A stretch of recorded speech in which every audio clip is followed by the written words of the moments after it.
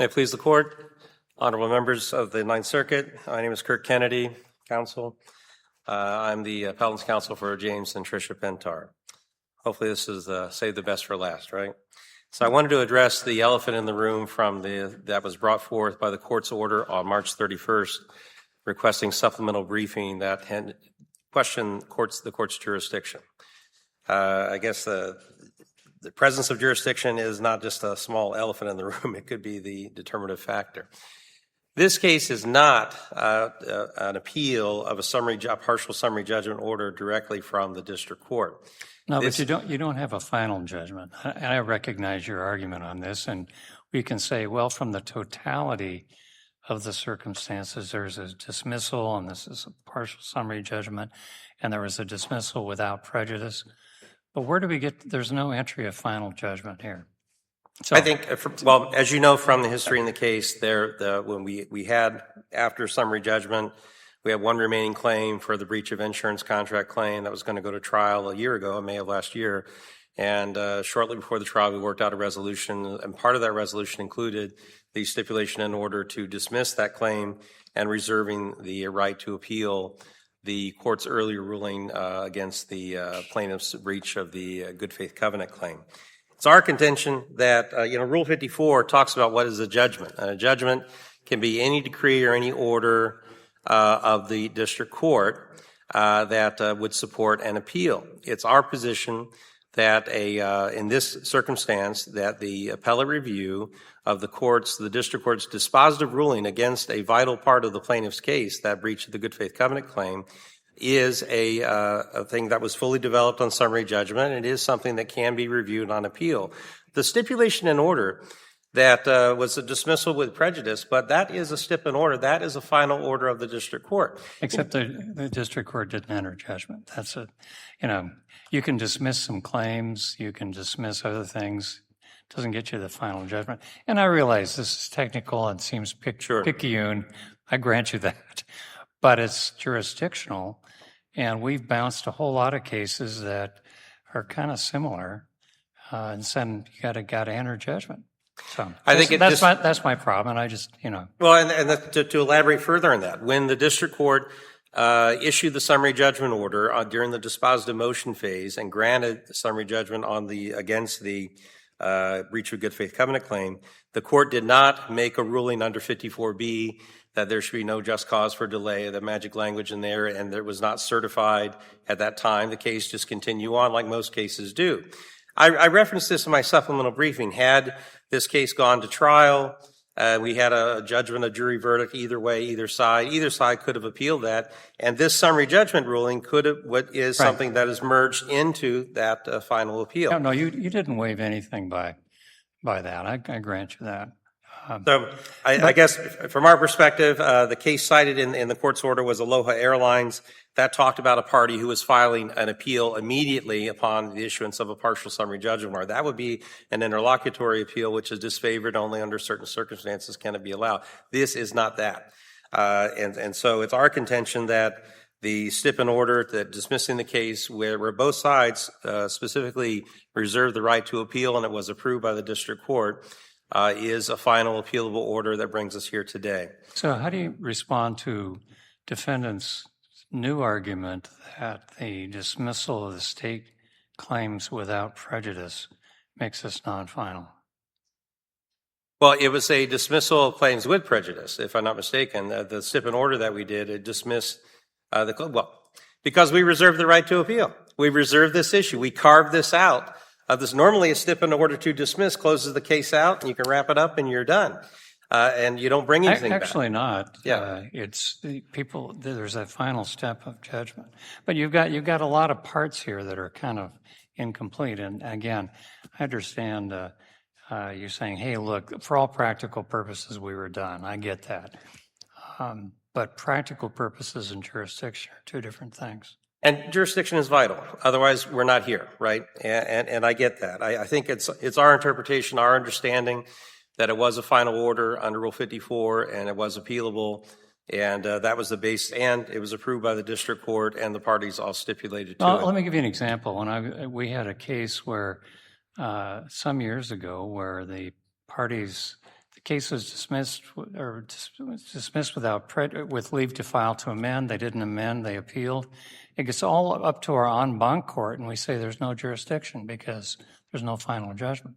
So I speak from the pain of experience here that you don't want to get too far into this without wrapping up some of this stuff. I appreciate that. And I was thinking about the comparison. If you have a Rule 12b-5 motion that dismisses a complaint and the district court doesn't give leave to amend under Rule 15, could you appeal that? Because that would be sort of the end of the case. And it's my contention that would be a final order of the court. I guess the question is, did the clerk's office issue a formal judgment on that one sheet of paper saying that it's a final judgment? And perhaps that's the situation we have here. In this case, the clerk's office did not issue a normal judgment you might see after a jury verdict or after a summary judgment that disposed of the whole case because of the very nature of it being a stip to dismiss and the reservation of rights. And we were talking about an earlier ruling of the case for the partial summary judgment, which brings us here today. I guess the question is, does the fact that the clerk's office did not issue a formal judgment document, does that mean that this cannot be construed as a de facto judgment? I think when you look at where we're at procedurally with the parties agreeing to it, the district court approving it, and the fact that we're not appealing anything to do with the claim that was dismissed, the claim that we resolved, it was only for the claim that was merged into the final decision that brings us here today.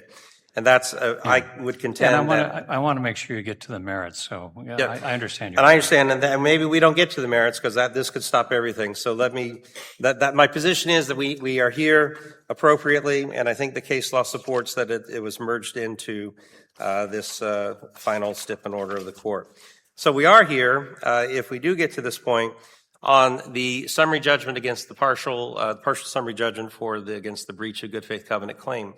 This is an insurance contract case. My clients had some severe damage to their home in 2018 by two massive trees that fell on it. They filed a claim. The claim was accepted. And then a year later, while the work was going on, in November 2019, they had a water damage event that flooded the house, and just a terrible sequence of events for them. CSAA, the insurer, did accept both claims. You know all this. They accepted the claims. They paid out a lot of money. Almost over $300,000 in various aspects, the different coverages for this case. And they did pay that out, and that's great. But what they didn't pay out was before my clients could move into the house, they had to hire a final contractor to come in and finish out the house. And from all the water damage, it came through the roof. And this contractor, a company called KCG Development, I presented those records on summary judgment, as well as the interrogatory testimony of Tricia Pintar. Those records indicate that extensive repairs had to be completed on the home. It's our contention that was something that CSAA refused to pay. They were aware that my clients were looking for a final contractor to close out the house. So this is not a case where this was just a phantom bill that just appeared out of nowhere and, oh, by the way, CSA, we need $150,000. It's not. They were aware that my clients were looking for a contractor. They had communications about it, but when the final bill came to pay the money, they wouldn't pay it. And I understand the respondent, the appellee has contended, well, some of the repairs were for like upgraded kitchen cabinetry and things of that type. Well, I agree, but some of the repairs were not. Some of the repairs were related to exactly to the water damage. And what does this create? This creates disputed factual issues where they may argue that, well, those repairs we're not paying, but these repairs maybe we should pay. But the fact is CSA didn't pay them at all. They stiffed my clients on paying this bill. My clients, Mr. Pintar, had to he's elderly, he had to invade his retirement. They had to actually pull out nearly $150,000 of their own money to pay this when it should have been paid by CSAA. This was about finishing out the house. You pay insurance to finish out the project. It doesn't have to come back as good as new or totally brand new, but back to the condition it should be in. And, the Nevada case law I cited that talk about, I don't have to go through it, you know it all. But breach of good faith covenant, generally, that's a factual issue. Nevada Supreme Court said whether good faith is present is a question of fact. So how did the district court err? The district court erred by not applying that law. The district court did not apply the relevant case law in Nevada. Even the Ninth Circuit case, the Amadeo case, talks about how insurance contracts, insurance bad faith cases, I cited in my brief, are matters of a fact for a jury to decide. That's often the case. And so I think, I'm going to paraphrase here, but I think what the district court decided is that the insurance company had a reasonable basis for denying the claim, and you contend that they did not. Right. Okay. And you think the reason that the insurance company gave was not reasonable because of the expert report that they relied upon?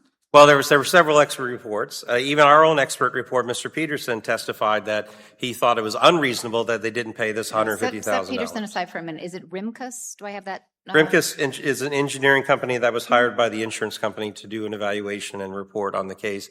And they determined a certain value, and then there was another expert that did another value, and then it was crazy with all the experts. The question is really kind of simple in terms of the district court has to have decided that the insurance company had a reasonable basis for not paying this part of the claim, right? Because they said they had coverage and then they didn't pay this part of the claim. And it seems like the insurance company pointed to a couple of different reports, and the ones that I understand they relying upon is a report that the scope of which did not cover all of the damage. I mean, just chronologically, it was prepared prior to the extensive water damage. Do I have that wrong? Well, I think there's perhaps more to it. What the insurance company was covering, they were paying all the bills as we got along. And this final billing was to complete the house. This was the next and final logical step. But I'm just asking it every way I know how to ask it. Why do you think that the district court was wrong in understanding that the insurance company had a reasonable basis for the position it took? Because that issue right there, is there a reasonable basis? There's your factual issue. Not always. It's not always. I appreciate that. Sir, if that were the rule, nobody would ever get past I appreciate that. So in this particular case, can you flesh that out for me? I think that where the district court erred is not taking fairly into consideration, not on a credibility determination on summary judgment, but not weighing the facts that were right there in front of it. Is it reasonable for the insurance company to deny paying this final billing that was for the final coverage on this case to bring this house back to a livable condition? My clients were living outside in a shack, in a tent for a long time. And in Vegas, it's not so nice during certain times of the year, with a swamp cooler out there, until this house could be in a livable condition. This final contractor was the billing so they could move back into their house. It was not the district court error by finding it was reasonable for the insurance company to not pay that. All right. That question of reasonableness is what we contend is a factual issue. That's what a Nevada jury should decide. You want to save your time for rebuttal? Thank you so much. Thank you. You bet.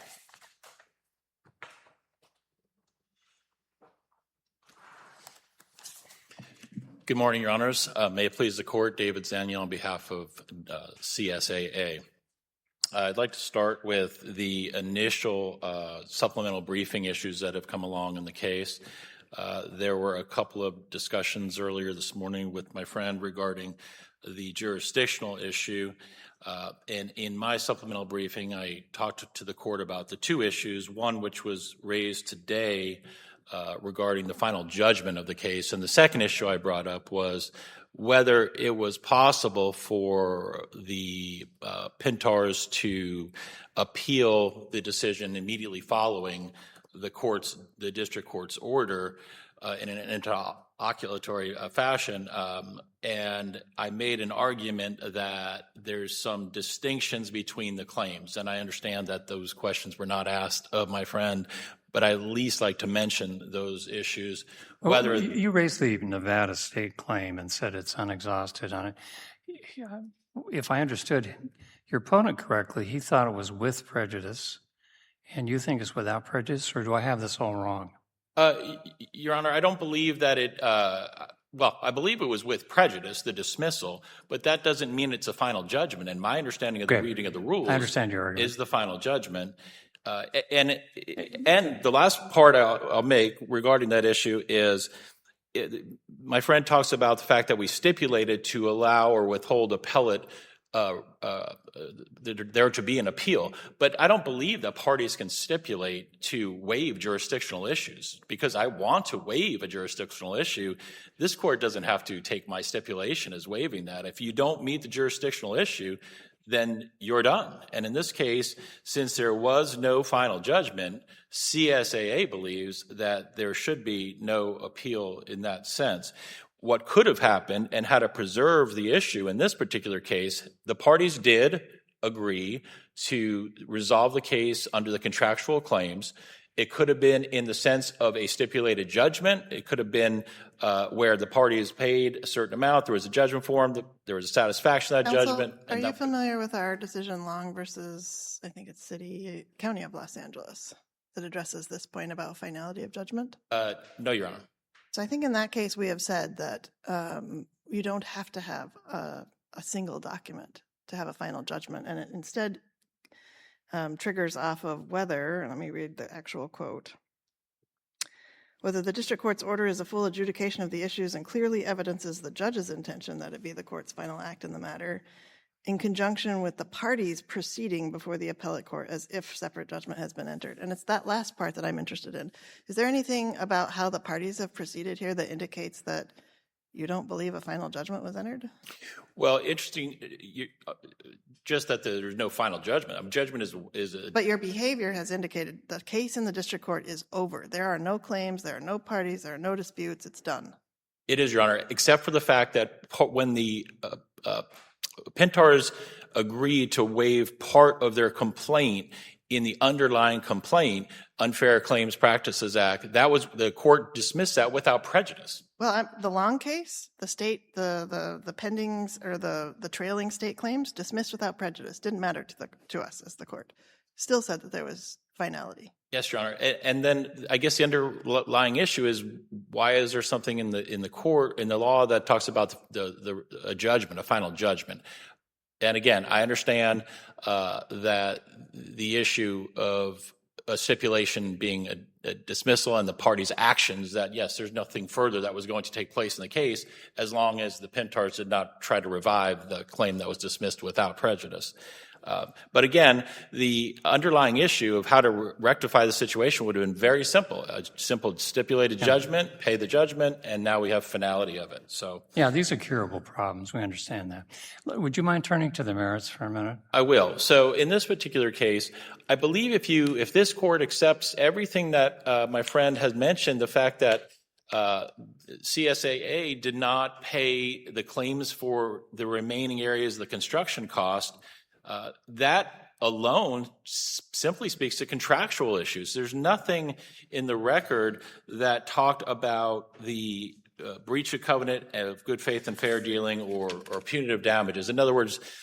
Well, I have a question on that point. The way I read the Rimkus report is that it deals with the first event, but it does not deal with the second event. And so the question about good faith here is whether the insurance company had a basis to believe that the stuff they didn't pay for didn't come within the policy. And I understand the insurance company to primarily be relying on the Rimkus expert report as what is and isn't covered. But that report doesn't deal with event number 2 at all. So what do we do with that?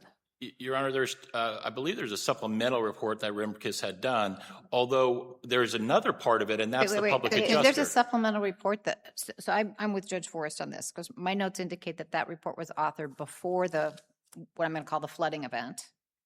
I think you're right, Your Honor. And you think there's a supplemental report from Rimkus that deals with the flooding event? I think there was 2 reports, but not the flooding one, Your Honor. Okay, so that's the problem that at least 2 or 3 of us have, so maybe all of us do. So could you speak to that? Understand, of course. AAA also relied upon a public adjuster named Peggy Martin at some point in the proceedings. Hold on. On that report, did you raise that in the district court? The public adjuster? Yes, Your Honor. Did you raise it at the time? A pre-litigation? During the pendency of the litigation? No, during the pendency of the back and forth with the insured. The question is, did your client have a reasonable basis to not be paying this claim?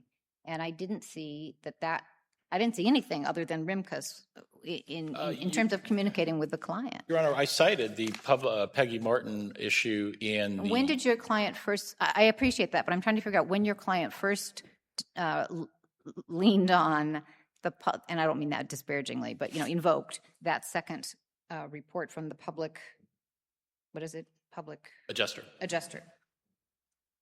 When did they first invoke that as a rationale for not paying the claim? after there was allegations that AAA should be paying certain things within the claim, and they weren't, such as upgraded cabinets or those types of things. So the Pintars then went out and obtained a public adjuster, which this court knows from other areas, a public adjuster is solely on the side of an insured and not the insurance company. They're adverse to an insurance company. And in this particular case, the public adjuster actually has testified on the record, that CSAA went above what they were supposed to do. And in fact, there was a comment made this morning that they had to sleep in a tent on their property. The record talks about the fact that CSAA agreed to put them up in housing during the course of the construction. I'm just focused back to the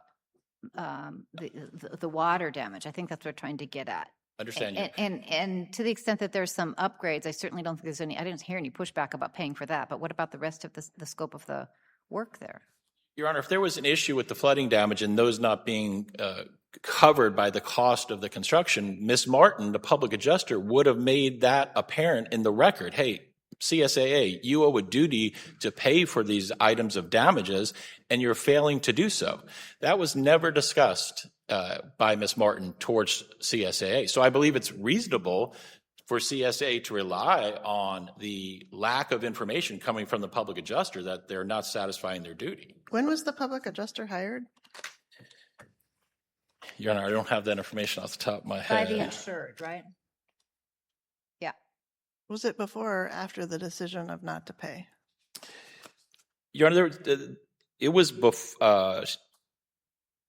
after the decision to not pay everything, Your Honor. And let's not forget, there was over $300,000 We're trying to paid get in at this what's case. the basis for the decision not to pay everything in the first instance. It can't be RIMCA's because that predated. So what's the basis for that decision? I believe CSAA had looked at the totality of the circumstances and had decided that while certain payments were reasonable, the contractual language of the policy didn't warrant certain things being paid. Well, did you offer to pay some of it? I believe so, Your Honor, yes. Can you give me the record site? There's over $300,000 that were paid, Your Honor. No. I'm talking about so there's the initial claim and then there's a subsequent claim, and there was $300,000 that was paid or some such amount. It's a lot of money, and the insureds then took the position that the interior is not finished, and I don't hear that contested. I don't see that as a contested point in this record. So, Judge Forrest, I think maybe all three of us are now trying to figure out what's the basis for not completing the work. I certainly understand if some of it was upgrades and whatnot, but I still feel like there's a gap here in the record, and we're looking to you to tell us why you think your client was reasonable in refusing to pay that claim, some part of that claim. And Your Honor, my understanding is that some of the damages that the final construction company were trying to obtain on behalf of the Pintars was structural in nature, which goes back to the RIMCA's report, not necessarily the flooding aspect, but the structural aspect of the home. So can you give us record sites about where we should look to pinpoint your client's good faith decision to deny that claim, the basis for it? Well, Your Honor, if I may, for 1 second, AAA, it's not the burden of AAA to show they acted in good faith. I'm asking the question. I'm looking at this record, and I need to know that they say you didn't have a reason, and we're giving you an opportunity. What was the reason? The district court thought you had a good faith basis. What's the basis for it? I believe the district court cites that in their order, Your Honor. I don't have a specific record of it here today, a cite to point to for that specific issue. I don't think the district court cited to the public adjuster or assessor. Correct. That's correct, Your Honor. But So that wasn't part of the district court decision.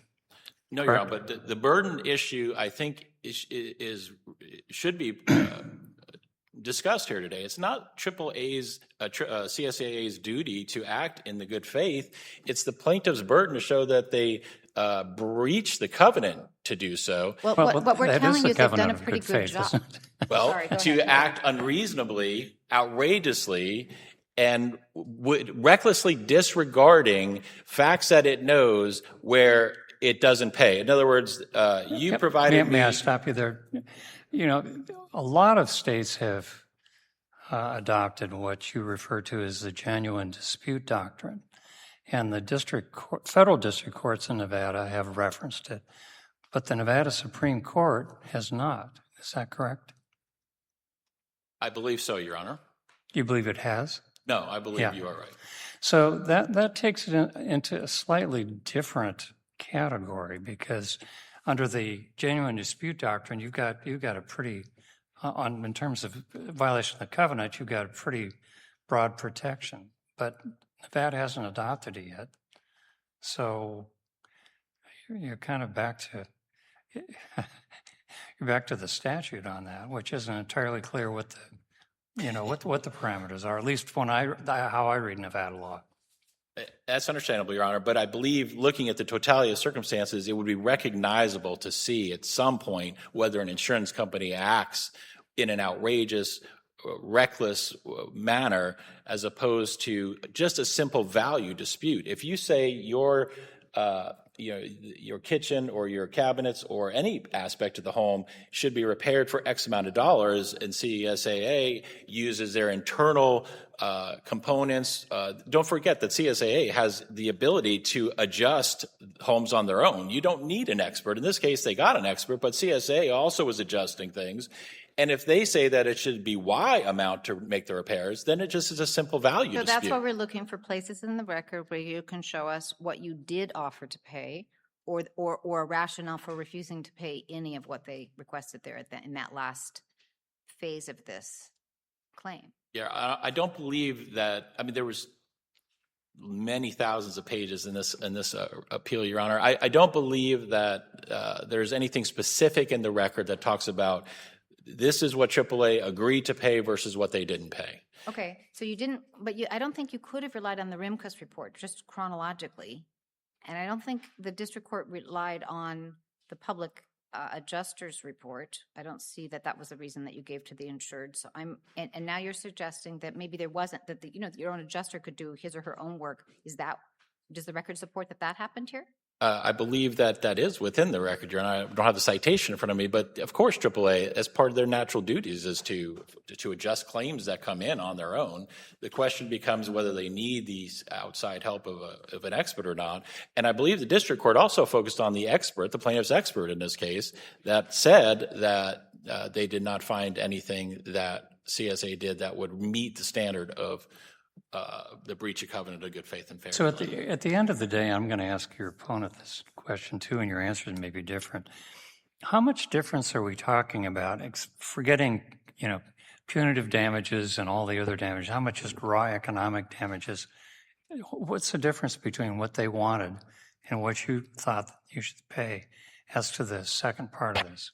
I believe, and my friend will obviously talk to that as well, I mean, obviously the case resolved at some point for the contractual dispute for many different reasons, but it was somewhere in the neighborhood of $150,000 to $200,000, I believe, Your Honor. Okay, thank you.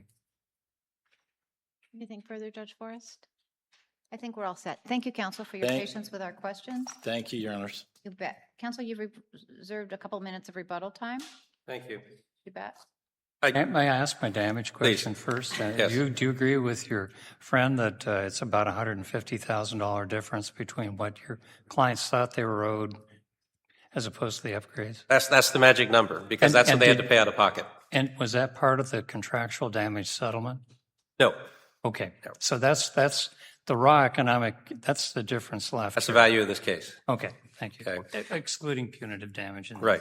And just real quick, I wanted to cite, where in the record, I included in the excerpts of record the KCG development contract, and from pages 040 to 041 is an itemization of the repairs that they were retained to do. And this could be, I appreciate what they're saying, well, we're going to put in cabinets versus nice luxury cabinets. I get it. The itemization is there in the excerpts of record as to all the work that was being done to finish the house. They couldn't move in until this work was completed. And I get it. The CSAA would say, well, we're not paying for some of that stuff. We'll give you this. We're not going to give you that. We're not going to give you the nice doors. You'll get the cheap doors, whatever insurance companies do. But it's all right here. And we never got there. The Pintars never got there because CSA just said, well, we're just not going to pay it. We paid all we're going to pay. They said it in their interrogatory answers. Defendants paid all monies under the policy that related to the claims regarding the losses. That's their position. They paid what they were going to pay and not a penny more, leaving my clients having to come out of pocket for this. I mean, the whole idea behind homeowners insurance is to cover water damage events and trees falling on there and things of that type. That's why you pay the premiums every month. And when you get an insurance company not willing to go, they don't have to go the extra mile. How about the extra yard just to pay what you were going to pay and what you should pay? And I get it that they could dispute, well, we're not going to pay for some of these upgrades. Well, okay, those are factual disputes. We couldn't even get into that at trial because that claim on the breach of the good faith covenant was thrown out. We can never get there. And that's why we're here. Thank you, Your Honors. Thank you both. We'll Thank you take both. that case under advisement, and we'll stand in recess for the day. All rise. Hear ye, all persons having had business with the Honorable, the United States Court of Appeals for the Ninth Circuit will now depart.